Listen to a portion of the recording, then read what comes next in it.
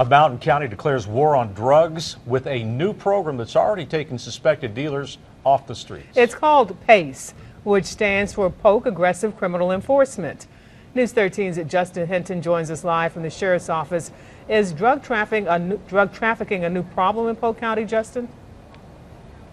No, they're just changing the way they combat it. Like any jurisdiction, deputies say the drug trafficking trade is alive and well. Now, on Tuesday, while deputies were serving a warrant for this guy, police officers were conducting a traffic stop for these three, all four suspected of trafficking drugs.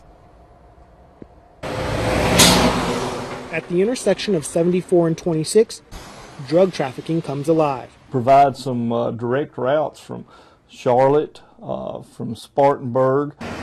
It was here the deputies spotted a suspicious vehicle Tuesday night, pulled it over at the Exxon gas station, and learned much more about the people inside. Both wanted. Lauren Brooke Adams for a probation violation out of Gaston County, and Matthew Thornton of Mill Spring for simple assault.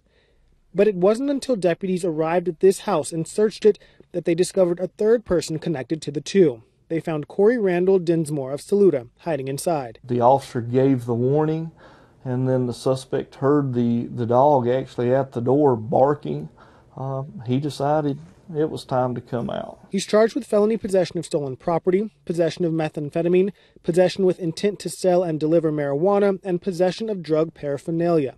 All this investigated by the Polk Aggressive Criminal Enforcement Team, or PACE. We've actually got trained investigators, and what they're doing is watching the main thoroughfares. It's been around for just a few months and relies on just 5 deputies. But what they lack in number, they make up in communication to stop the movement of drugs in its tracks. Whether the investigators are helping the interdiction guys, the interdiction guys are making stops and gaining information that rolls back to the investigators, then they're working hand in hand to follow up on these cases.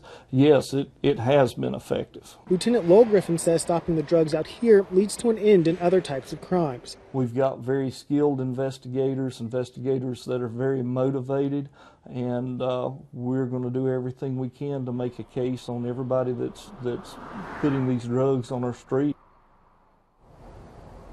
And the arrests continue. Even as we were talking to Lieutenant Griffin, he told us that another traffic stop was being conducted.